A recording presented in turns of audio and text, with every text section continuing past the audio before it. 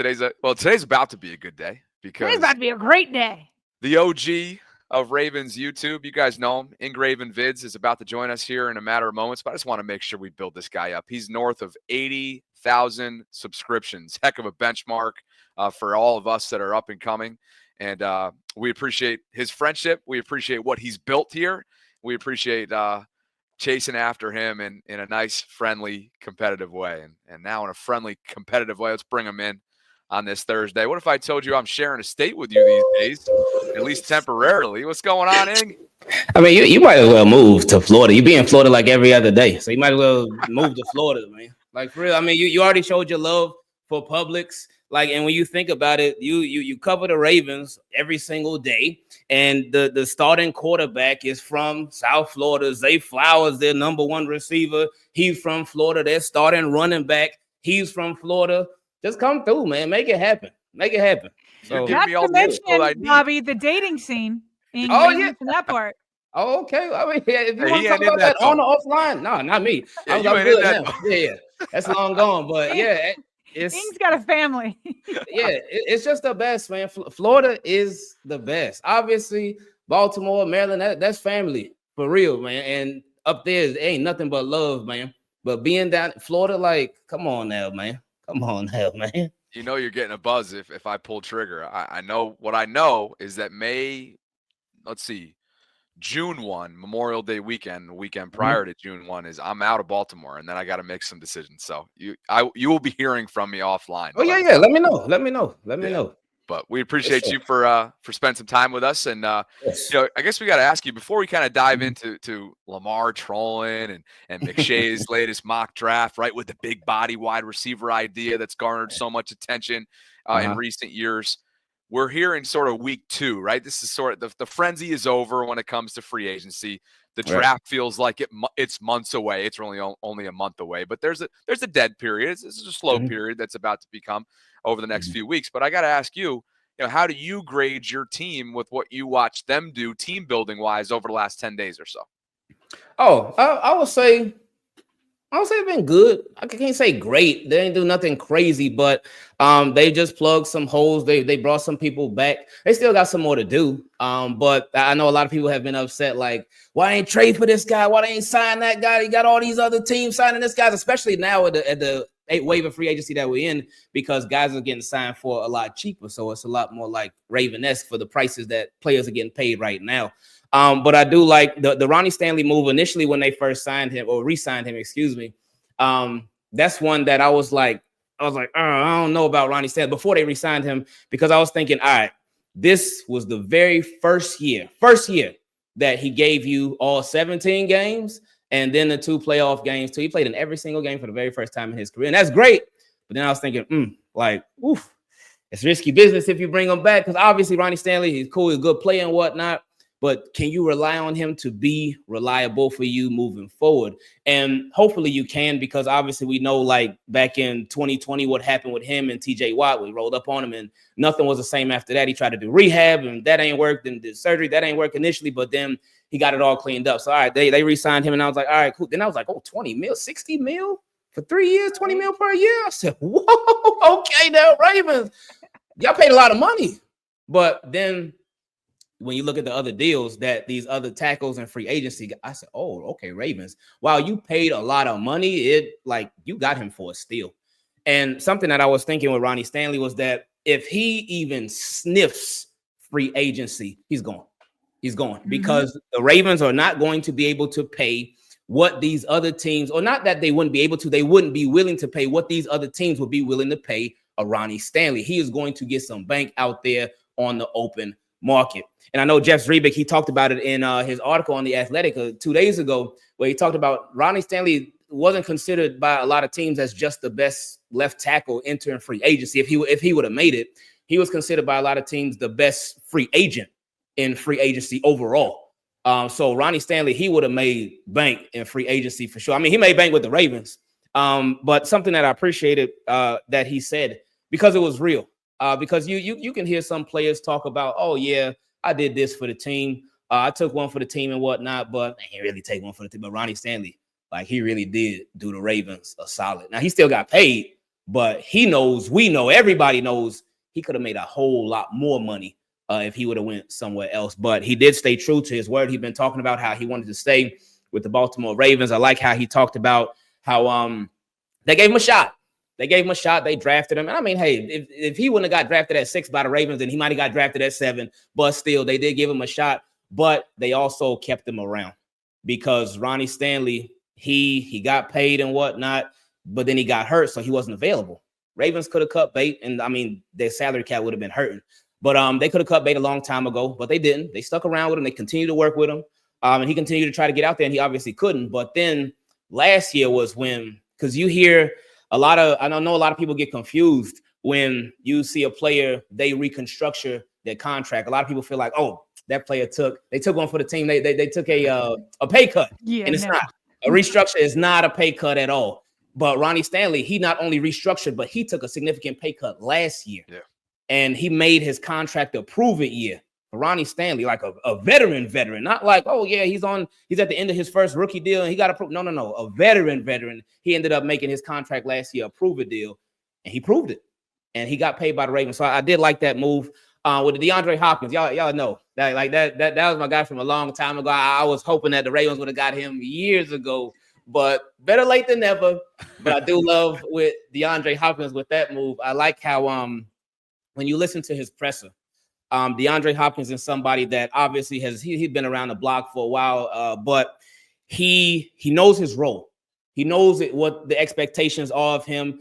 You hear some players, they get signed by teams like, oh yeah, I'm coming to dominate. I'm coming to be that number one receiver. I'm coming to be the go-to guy for the team. DeAndre Hopkins, he wasn't on none of that because he knows like, hey, they got Zay Flowers, they got Rashad Bateman, and he knows his role.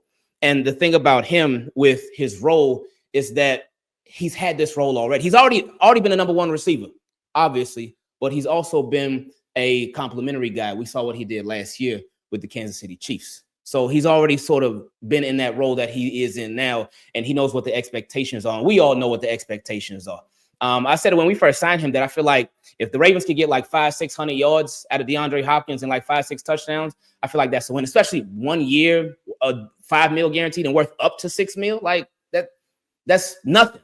That's really nothing. That's when you think about it, DeAndre Hopkins as your third wide receiver option on a team with a Zay Flowers, with a Rashad Bateman. But then you got to think about the tight ends too, with a Mark Andrews. For now, we'll see what happens with him, but with Isaiah Likely. And then you think about the running game too with Derrick Henry or Justice Hill, also could be featured in the passing game too. And then all at the same time, you got the greatest football player in the world, Lamar Jackson too.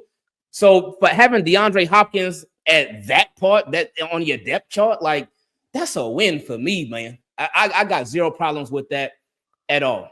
They brought back Pat Ricard. I know a lot of people was like on Pat Ricard, but I was like, what's the problem with bringing back Pat Ricard? Do we not like those Greg Roman years when he was lined up outside? Yeah, Pat Ricard. Now we talked about DeAndre Hopkins. He used to be a number one receiver. Pat Ricard used to too with Greg Roman. But Pat Ricard, I feel like when people didn't like the Pat Ricard bringing him back, I'm like, did we forget about Derrick Henry? Did we forget about so many times when we cheering, go Derrick, go 22, go to the end zone? But somebody who cleared out a big lane for him was number 42, Pat Ricard, and he does so much of the dirty work. So I like bringing him back now. I will say, when Pat Ricard was out there in free agency and Juice was out there too, I said, oh, wait a minute now. I don't know, because I always felt like, I always felt like Juice would be like such a good fit in this offense, man. But bringing Pat Ricard back. Were you tempted to have both or to switch? Oh, no. Okay. Switch. No, they ain't doing no two fullbacks. Like let LA Chargers do that, not Ravens. We done with that. But and then you think about Tylan Wallace. Tylan Wallace is somebody who I felt could have possibly gotten a better opportunity elsewhere, but him coming back to the Ravens. I was watching the end of the Bills playoff game. I hate to bring that up, but I was watching the end of that Bills playoff game, and I saw Tylan Wallace made a tough catch on the end of that drive because no Zay Flowers, obviously all game. Rashad Bateman ended up going out at the end of the game. So it was Anthony Miller, Tylan Wallace, and obviously Lamar Jackson drove right down the field with those guys, and they made it happen. But Tylan Wallace is somebody doesn't get many opportunities, but Tylan Wallace is probably the most efficient player on the team. And when I say that, I mean because he has limited opportunities, but he always makes the most of them. Always.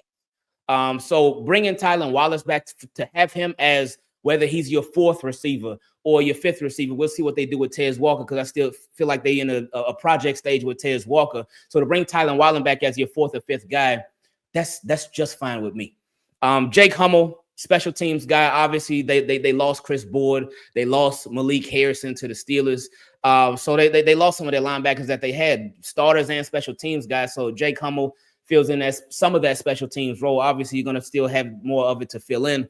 And who else did they sign? I know I'm missing somebody. Backup quarterback. Oh, yeah. Rush hour. Rush hour in the fourth quarter. That was another one. Every week, bring in rush hour in the fourth quarter. Cooper, that guy Cooper. I was not mad at that at all. I know when a lot of Ravens fans saw, 2 years, $12 million. Oh no, we paying Cooper Rush $6 million per, but that's not the case. Agent speak right there. Yeah. But I like that move because something that I wanted them to do last year was upgrade the backup QB position. I was somebody that was saying, hey, bring in Ryan Tannehill because just in case, all the faith in the world in Lamar Jackson because my opinion, I think that the injuries that Lamar got the previous, or not the previous 2 years, but 2021 and 22, I think that was contract related injuries. But anyway, I was saying bring in Ryan Tannehill. Reason being because Ryan Tannehill, he's literally played in every single type of game there is to play in except the Super Bowl. And he's familiar with this running back that you just so happen to sign. He got plenty of starting experience in his tenure in the league. So bring in Ryan Tannehill. I was saying upgrade the backup QB position last year. So the way that the Baltimore Ravens addressed it this year, zero problems with it. Zero problems with them bringing in Cooper Rush because you upgrade that spot. Obviously, Lamar going to do his thing, but it's a stay ready so you ain't got to get ready type of thing. Cooper Rush as a starter, 9-5. So he's somebody that when you think about backups, the expectations are extremely low. For backups, they're not expected to come in and start it. If your team has to go to their backup, then your team's expectations go from here to here. So, but with Cooper Rush, he's somebody that just in case, obviously you never want your backup to be out there for an extended period of time, but just in case, somebody to keep you afloat until your starter gets back. But I don't envision that even having to be a case. But again, I do appreciate the Baltimore Ravens being proactive with that instead of reactive with that, with the backup QB position. So with the Baltimore Ravens, the moves that they made, I got no problem with them. I still expect them to go for an edge rusher. I honestly don't feel like the free agents that are out there, like a Von Miller, there's a Matt Judon, Zadarius Smith. I don't feel like those guys are necessarily needle movers for the team, but they would upgrade the quality of the depth at edge rusher because you obviously got Kyle Vanoy, 12.5 sacks last year. You got Adafe Away, 10 sacks last year. And sacks are not everything because I don't know if y'all felt the same way, but I felt that with the Baltimore Ravens, while Adafe Away getting his sacks, Kyle Vanoy getting his sacks, and other people contributing here and there, I felt like the pass rush was very inconsistent. I feel like it was up and down, but then especially come playoff time. And y'all were just talking about it before, just them potentially getting that game record. That's a move that I would love for them to make a game record at edge because it will not only help for the regular season, but especially for the playoffs as well. But at edge, I still expect them to make a move because besides Kyle Vanoy, besides Adafe Away, you have a lot of question marks right now at edge. You got Tavius Robinson, somebody who I like Tavius Robinson because when he comes in, he does his thing. But then you got Adisa Isaac, and last year was his first year, so a lot of question marks. It's just a lot of unknown. With David Ajabo, this is going to be his fourth year, I believe. So there's still a lot of question marks there, a lot of unknown. So and y'all were talking about how Zach Orr, he said it should be a group effort when it comes to the pass rush. And Ravens have been doing that over the years, especially recently. So I would expect them to still sign an edge guy in free agency and also still address cornerback via free agency and the draft for both. Because at cornerback right now, the starters who you know for sure, the starters, Marlon Humphrey, Nate Wiggins, and that's it. You cut Arthur Millette. You still got Jalen Armour-Davis. He's dealt with a lot of injuries. You got TJ Tampa. Are you willing to put him in the starting spotlight? I don't know if the Ravens will be willing to do that. So I would expect them to get a corner via free agency and also in the draft too. They got some work to do on defense. Go ahead, Bobby. Well, he left out one guy. He just Uh-oh. so eloquently The ripped biggest, through free agency. I mean, my man did it off the cuff. literally and he forgot the about biggest one moving player. He forgot about one player. Ben Cleveland, my goodness. Ing, Oh, you did so admirably, so my fault. smoothly, Oh, and you forgot Ben Cleveland. my apologies. You got him in did. a doghouse like John Harbaugh? What's going on here? Oh He's man, in Ing's doghouse. He's in the team keep it clean doghouse. Ben Cleveland. I'm glad you brought that tweet up too, because Ben Cleveland and his deal, when they initially signed Ben Cleveland, I was shocked. I was very, very surprised, because I for sure was 2,000,000% sure after this season, with everything that he done been through with John Harbaugh. Oh no, Ben Cleveland is gone. He ain't coming back. He'll go catch on with somebody else. Hopefully get an opportunity there. And then after everything that he went through this offseason too, I was like, no, they moving on for sure. But when they brought him back, I said, whoa, you brought Ben Cleveland. The same John Harbaugh led Baltimore Ravens. Y'all brought Ben Cleveland. Is this a mistake? But it wasn't. They brought back Ben Cleveland. And I feel like with Ben Cleveland, I know my guy Rave Kingdom. He is the Ben Cleveland. He's the leader of the Ben Cleveland fan club. That's my guy. Shout out to you, Rave Kingdom. But with Ben Cleveland, I think the Ravens, they brought him back as a fallback plan, as a fallback option. Like, all right, just in case we can't draft this guard that we want, then we got Ben Cleveland. Just in case we don't sign that guard that we want in a free agency, we could fall back to Ben Cleveland. And there's still Andrew Voorhees as well. I was thinking, and y'all know that I'm crazy. Y'all know that I'm a little wild. And maybe it's the Florida weather, maybe it's the Florida vibes. I don't know. But I was just, when they first signed Ben Cleveland, I was thinking about the timing of it. And I wonder, I don't know. I know Ravens fans wanted it. Ravens fans wants don't always match up with the team's wants. But the night before they re-signed Ben Cleveland, the Chargers, they signed Mekhi Becton. I know a lot of Ravens fans were like, hey, we should get Mekhi Becton to upgrade our guard position. And I wouldn't have had no problem with it. But the Chargers signed Mekhi Becton the night before, and then the next day, Ravens end up getting Ben. Was it a coincidence? I don't know. But I was just thinking about it. I was thinking maybe the Ravens might have been looking at Mekhi Becton, and maybe, I don't know. He ain't heard nothing. They wanted to, well, not that he's better, but it's basically you would have had two Fa'aleles in terms of size. I'm not saying he's not better than Fa'alele. He is, but I think the Ravens think that Fa'alele is their Mekhi Becton. But hold up, is Mekhi Becton a Pro Bowler? Well, no, I mean, he a Super Bowler, but is he a Pro Bowler like our guy Daniel Fa'alele? You don't have to convince me. You got to convince the Ravens. The Ravens. Okay, I think they think that's who Fa'alele is. Hey, Ing, they might have been convinced too by the numbers on the screen. I just want to make sure we get this out there for our audio audience. Brian McFarland, Ravens salary cap analyst, friend of both of our shows. This has to do with it, I'm sure, as well. Ben is signed to a 1-year veteran salary benefit deal, and that is $1.17 million. As Brian notes, the deal includes no bonus and contains no guaranteed money. Under those rules, his cap number is reduced to 1.03. So that's obviously a part of the equation here as well. Also different from what Becton got for sure. A little bit less. Yeah, just a little bit. Yes. But I think that lets us know exactly how the Ravens feel when it comes to Ben Cleveland. I think that really solidifies that, oh yeah, this is just a fallback option, no guarantees, and he can't even get no bonuses. Like, that's it. So I think that pretty much confirms that for Ben Cleveland for sure. All right, let's change gears a little bit here. Your fellow. This is a great gift. The way you just did that was perfect. So for those that did not see it, Lamar Jackson on March 19th, probably with no practice. He seems to be hanging out with Kevin Hart. We'll see. He decides to come onto Twitter and choose to just troll everyone. So out of nowhere, no context, nothing, he puts up the classic LeBron James meme where he acts all scared and then laughs out loud. And then everybody on Twitter is like, what's he doing? What's he trying to say? And then about an hour later, after speculation, he puts this other meme that says, I'm just going to post this random GIF on Twitter, and I guarantee MFs are going to create narratives. Okay. I love you reading What do you think That is about so our guy classic. Lamar trolling everybody here in the middle of March during a dead period?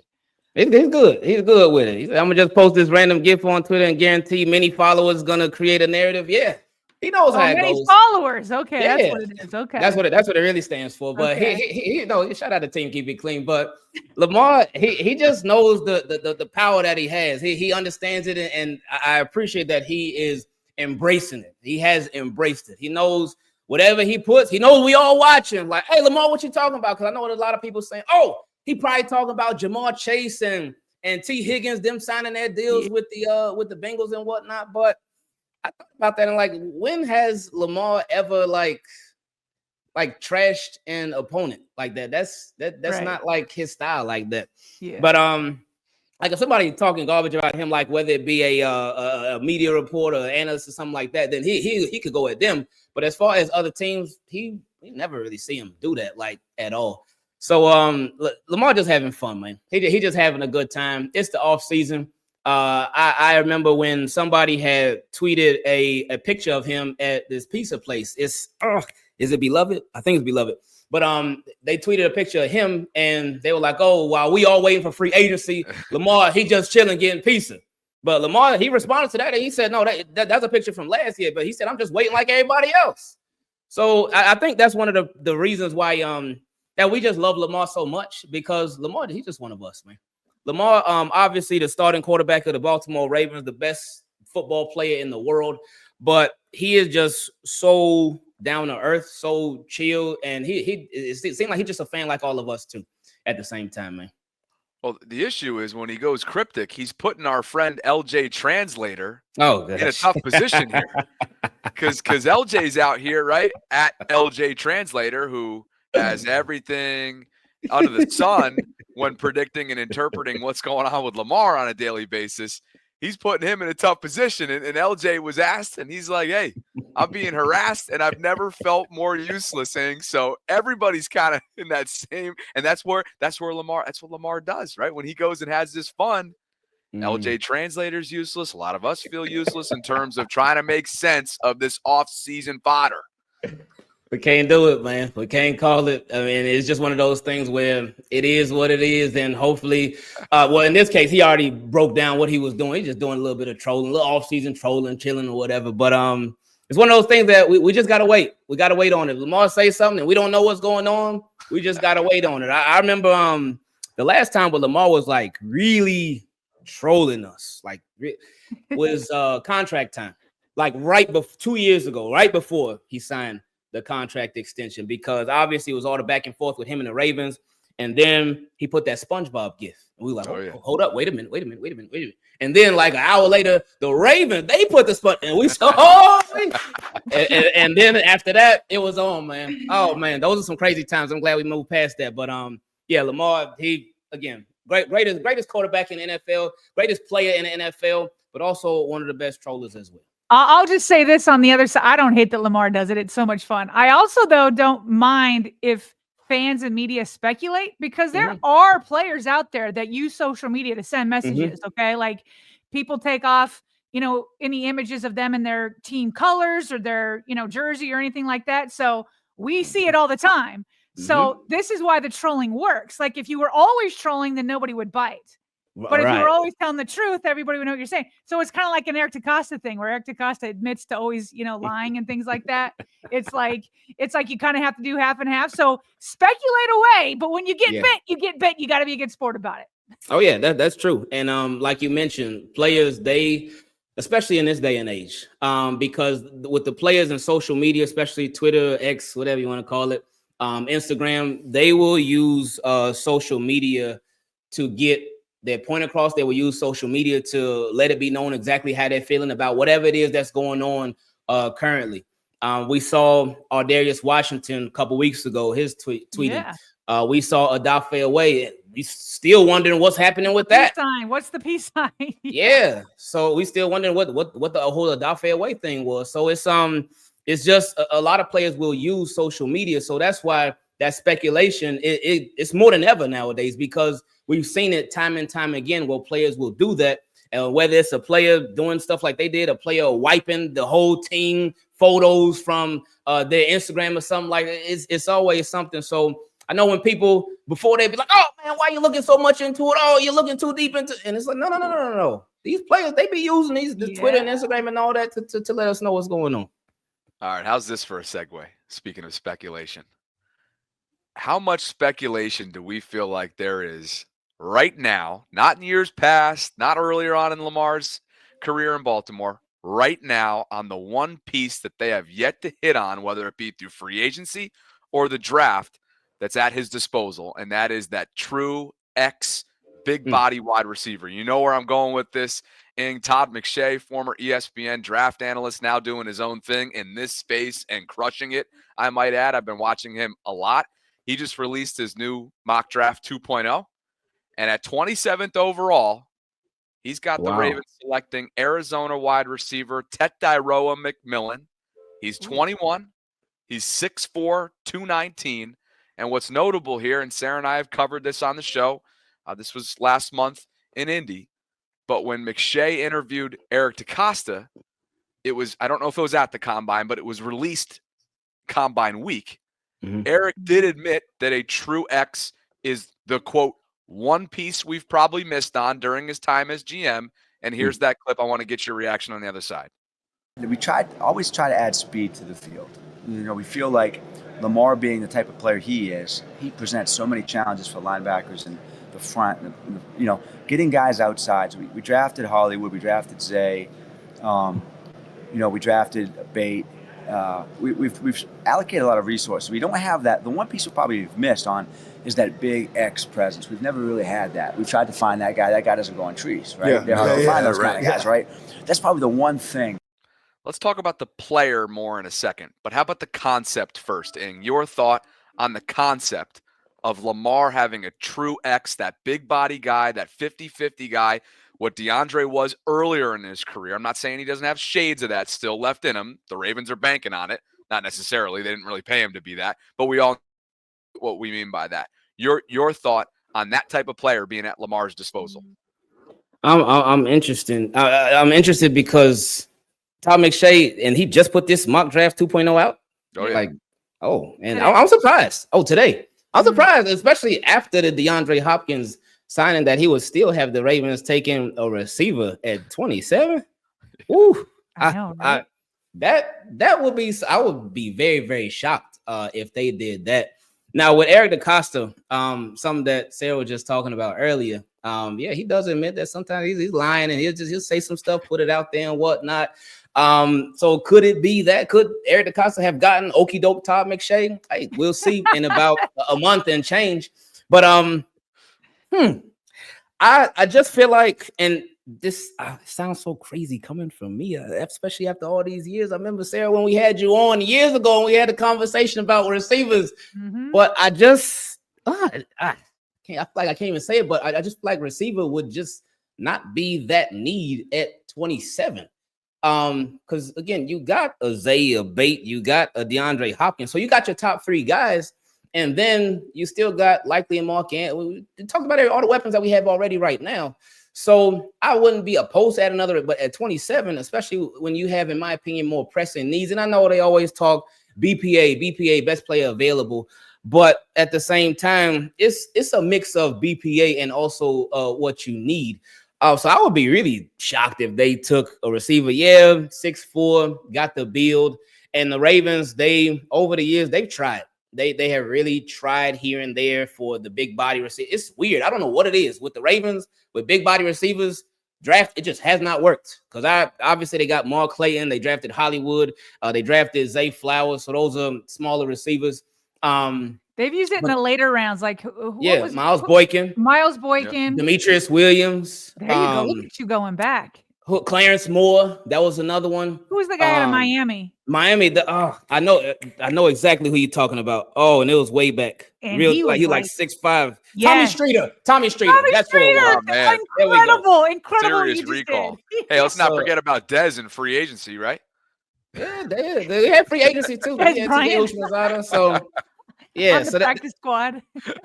So they've tried a little bit here and there, but I think right now, if the Baltimore Ravens were to draft whether it be McMillan, whether it be another receiver too.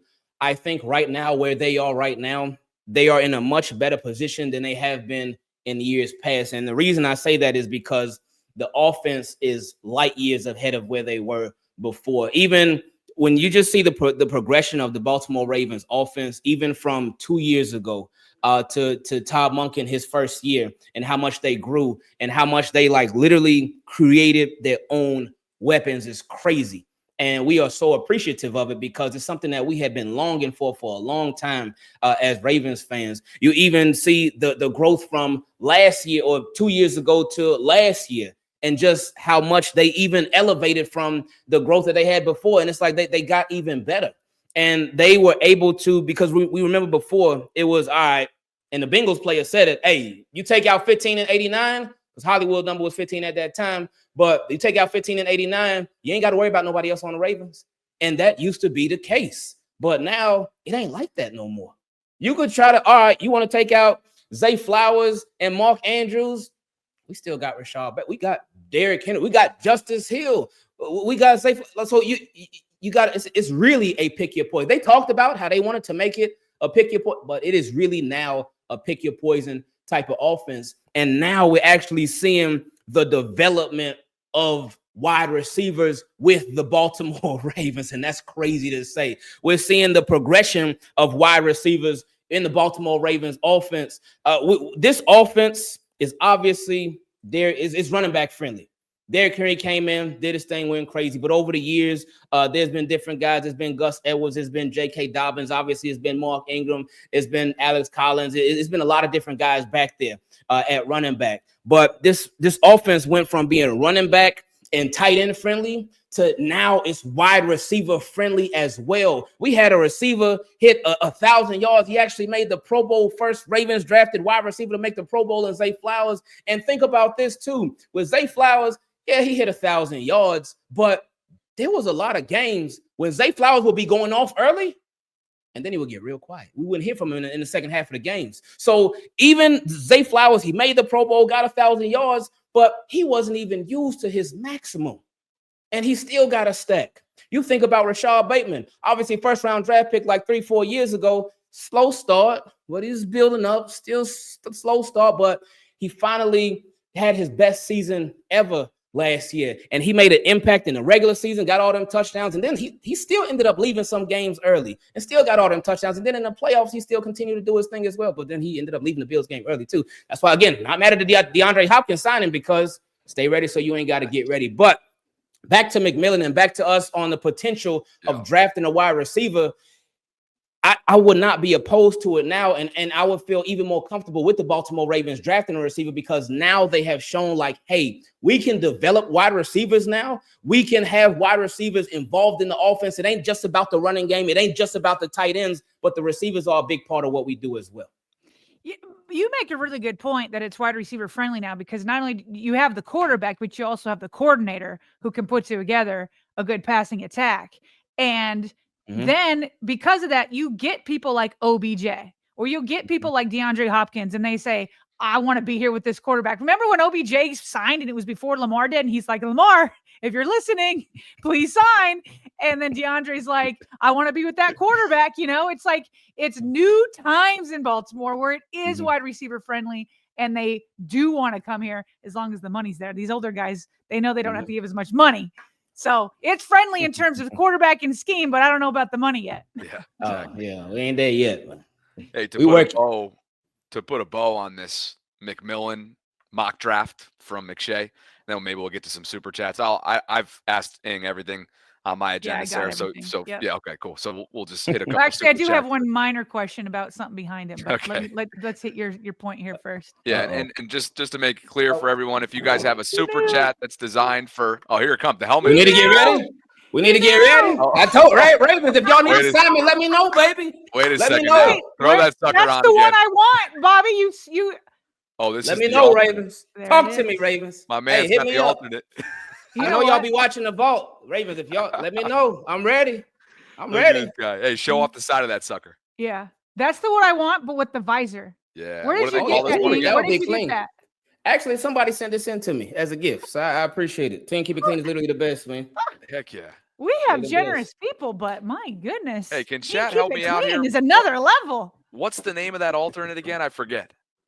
Purple Rising. Purple Rising. Okay, that thing's slick. I'm getting that with the visor you watch. Bobby, maybe by the time you're here, I'll have a new decor piece. That's awesome. Right. So, yeah, one more call to action. Any super chats that are for Ing, get them in now because we're about to get him out of here. But McShay's write-up for this McMillan mock at 27 against the Arizona big body wide receiver is the following. I don't think that McMillan will go as high as many people seem to think, but I also realize that I'm outside the consensus here. In this case, the Ravens would cash in on McMillan's fall, and adding another wide receiver could be huge for this offense. DeAndre Hopkins, and you were kind of alluding to this, wondering why they would go wide receiver when they just brought him in last week, is a one-year solution who comes with the potential for disappointment. Neither Zay Flowers nor Rashad, I think we all know that too, right? Neither Zay Flowers nor Ing's like, I'm never going to be disappointed. He's a Raven, man. Neither Zay Flowers nor Rashad Bateman has a long-term contract. A young prospect that Hopkins could help develop could be a great recipe for success. Okay. There you have it. I mean, yeah, true. But DeAndre Hopkins could also work out very well as well. And it just sounds like he's thinking about the old Ravens when they would bring in a receiver past their prime. I think he's thinking about that old offense when a receiver may not be featured as much. With DeAndre Hopkins, his role, again, they upgraded the wide receiver 3 position. Before it was Nelson Aguilar, and you go from Nelson Aguilar to DeAndre Hopkins, not bad at all. Those and numbers you projected him at, by the way, you want D-Hap at 500 plus or around there with a few touchdowns. That would probably right around double what Aguilar gave you last year. So it is I think we can all agree it's an immediate upgrade at wide receiver 3. It's just, is there going to be gravy on top of that remains to be seen. Oh yeah, for sure. And with the DeAndre Hopkins, like when you think about like last year, a lot of people say, oh yeah, he's washed, he's done, he's this, he's that. But you got to think about the context. It's really, really important with him. He started with the Titans, then got traded to the Chiefs. The Chiefs offense, they weren't really much of anything last year. But then on top of that, DeAndre Hopkins had to learn a new offense in the middle of the year last year. That was an offense that was already slow enough, but he had to learn that new offense too. So it just, they made it to the Super Bowl, obviously, but I think a lot of that was their defense. And their offense did put in some work here and there, but now he has a whole offseason to learn the Baltimore Ravens offense, get familiar with Lamar Jackson. And one thing too that I appreciate about Lamar Jackson that we've seen recently is his ability to build rapport and chemistry with receivers is crazy. Because you think about the starters. Okay, Lamar got chemistry with Rashad Bateman, Zay Flowers. All right, cool. Lamar got chemistry with Isaiah Likely, Mark Andrews. Okay, cool. But then when his guys were out, when Zay was out, when Bate was out, we were like, oh, Tylan Wallace, Anthony Miller, it was just fine. He still moved the ball down the field just fine. And even in little spots where Anthony Miller would get in here and there, very rarely, but still with Tez Walker, like how do you throw so on point to somebody who's not a starter, somebody who's not even really second string, but that touchdown in a Giants game to Tez Walker, like that was so on point. And obviously, Lamar, all-pro quarterback, best quarterback in the world, so he's expecting to make that throw, but still, his ability to build chemistry with so many people it's been on another level. But back to McMillan, it will give you some more long-term. It will give you a receiver for at least the next 4 or 5 years because Bateman and Zay Flowers, their deals run out together because we got them for the next 2 years or 3 years. 2 years, I think, because Bateman had a 3-year deal, right? Yeah. 3-year extension, which is super, super cheap. Like Ravens are definitely winning on that one right now. Right. So, and but I don't know if the Ravens are going to pay a lot. That's gonna be that's a big question right there too, because we have yet to see a Ravens receiver cash in from the Ravens. Draft the receiver cash in from the Ravens. I think the closest that we came to seeing it was Torrey Smith, and I was so heartbroken when he left. I was hurting when he left, but he said the Ravens, the deal that he got from the 49ers, it ended up being $5 million more per year than the offer that he got from the Ravens. I said, "Oh man, that hurt me so bad." Yeah. If anybody can break the trend, it would be Zay, I think. Hey, if he doesn't break it, oof. Agreed. Agreed. So Hey, time will let's do tell, this. man.